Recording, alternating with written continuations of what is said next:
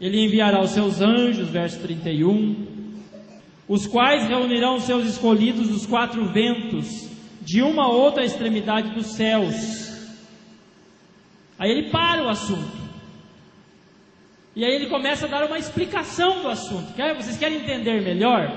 Aprendam, pois, a parábola da figueira, verso 32. E aí ele diz: quando já os seus ramos se renovam, as folhas brotam, sabei que está próximo o verão. Assim também vós, quando virdes todas estas coisas, sabei que está próximo as portas, o final de tudo.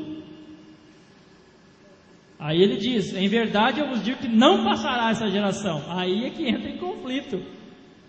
Jesus já veio? Pisou no Monte das Oliveiras? Não. Mas como que Jesus disse que não passaria aquela geração? Jesus fez outra profecia para aquela geração, não fez? Ele fez uma profecia sobre a destruição de Jerusalém. E Jerusalém foi destruída naquela geração? Foi no ano 70, sob o comando do general Tito, um general romano. Foi destruída Jerusalém no ano 70, gravem isso. E o povo de Israel foi espalhado pelo mundo inteiro. Tem muitos aqui que são descendentes do povo de Israel e nem sabem. Houve muitas perseguições.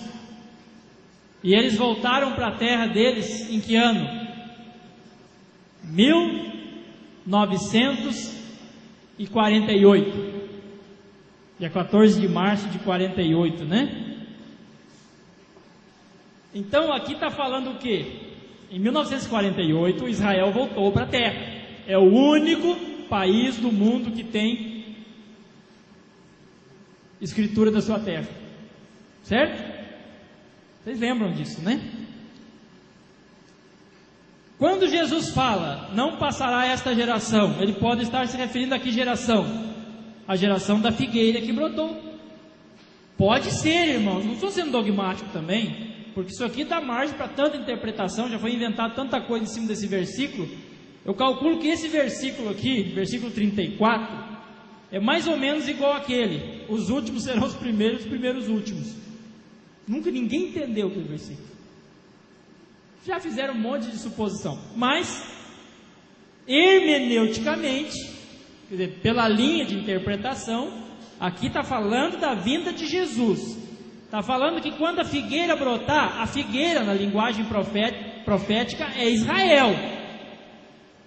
Quando a figueira brotar, eu li algumas profecias que os judeus iriam voltar para a terra. Estão voltando todo ano aos milhares. Estão voltando. Estão fretando aviões para voltar para a terra. Muito bem. Então Jesus proferiu esta profecia, referindo-se à geração da figueira, que começou em 1948. Uma geração, hoje, são 70 anos. Então existia a geração antediluviana, uma média de 850 anos de idade. O pessoal vivia chuchu. Depois, em Gênesis 15, a geração era de 100 anos. Por que eu estou afirmando isso? Eu estou afirmando coisa séria, irmãos. Quando fala uma profecia que o povo de Israel passaria 400 anos no Egito, e diz o texto: na 4ª geração voltarão para essa terra. 400 anos na 4ª geração, se as minhas contas estão certas, são 100 anos cada geração. O povo durava 120, por ali mais ou menos, 140, né? Depois do Salmo 90 nós temos a idade do homem sobe aos 70. Alguns vão mais longe, mas é pela robustez, mas já não é mais a mesma coisa, aquela história toda.